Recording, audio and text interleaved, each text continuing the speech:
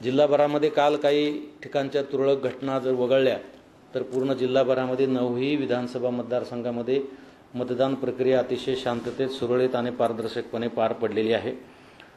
आपल्याकडे जे आता अंतिम टक्केवारी पूर्ण मतदान केंद्रावरच्या पार्टीज आल्यानंतर त्यांची नमुना 17C वगैरे तपासून इनकोरवर जे ॲप आहे ईसीआयचं, त्या ॲपवर जे आकडेवारी आता सकाळी अपलोड झाली त्याप्रमाणे आपली आता अंतिम मतदानाची टक्केवारी जी आहे ती 69.64% झालेली आहे। म्हणजे जवळजवळ 70% मतदान आपल्या जिल्ह्यामध्ये झालेलं आहे आणि हे मागच्या विधानसभा निवडणुकीच्या पेक्षा 5% जास्त आहे।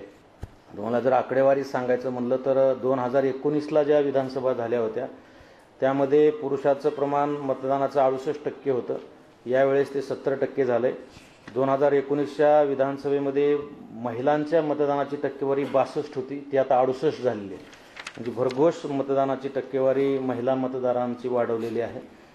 19 आणि 20 या 2 तारखेला म्हणजे साहित्य वाटप झालं त्या रात्री आणि मतदानाच्या दिवशी जिल्हाभरामध्ये काही जे तुरळक प्रकार मी आपल्याला सुरुवातीला नमूद केलं होतं, आपल्या सर्वांना माहीत आहे काय ठिकाणी काय इन्सिडेंट झाले। त्याच्यामध्ये आपण ग्रामीण भागामध्ये 5 गुन्हे दाखल केलेले आहेत आणि शहरी भागामध्ये सीपी साहेबाच्या एरियामध्ये 6 असे आपण 11 गुन्हे दाखल केलेले आहेत। आता वेध लागलेत सर्वांना काउंटिंगच्या अनुषंगाने। काउंटिंगची पूर्वतयारी आमची सुरू झालेली आहे। आज निवडणूक निरीक्षक यांच्या उपस्थितीमध्ये आपण काउंटिंग स्टाफचं रँडमायझेशन केलेलं आहे।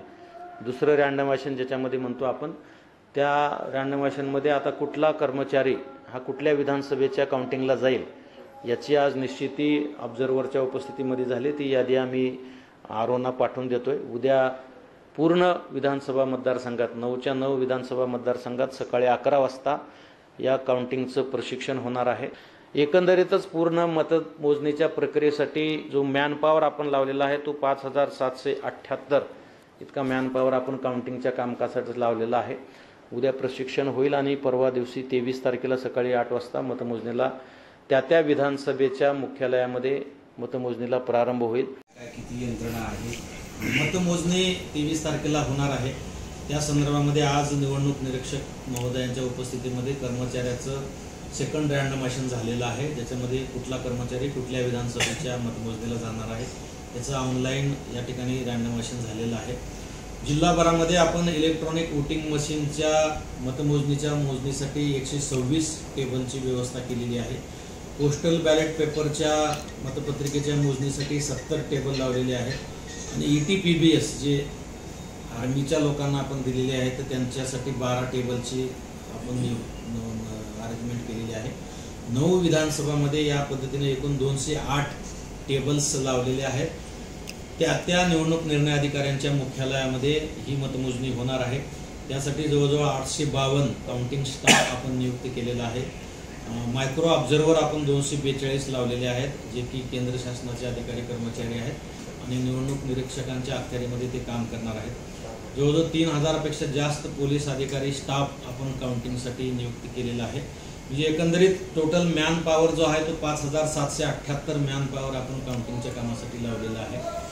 काल मतदान होऊन आल्यानंतर रात्री उशिरापर्यंत सर्व ज्या मतपेट्या आहेत, जे इलेक्ट्रॉनिक वोटिंग मशीन आहेत, ते त्या आरओच्या हेडक्वार्टरला स्ट्रॉंग रूममध्ये सीलबंद करून ठेवलेले आहेत आणि ते स्ट्रॉंग रूम सील करत असताना उमेदवार, त्यांचे प्रतिनिधी आणि ऑब्झर्व्हर यांच्या उपस्थितीमध्ये ते सीलबंद केलेलं आहे आणि त्याच्या CCTVचे सगळे कव्हरेज आपण प्रत्येक उमेदवारांना लेखी विनंती केलेली आहे की आपण 24 तास केव्हाही आपण त्या ठिकाणी येऊन स्ट्रॉंग रूमला भेट देऊ शकता। किंबहुना आपला प्रतिनिधी त्या ठिकाणी 24 तासासाठी जर बसवणार असाल तर त्या ठिकाणी आपण स्क्रीनची व्यवस्था केलेली आहे आणि स्ट्रॉंग रूमचा दरवाजा आणि ते CCTVच्या माध्यमातून त्या ठिकाणी त्यांना पाहायला उपलब्ध असणार आहे।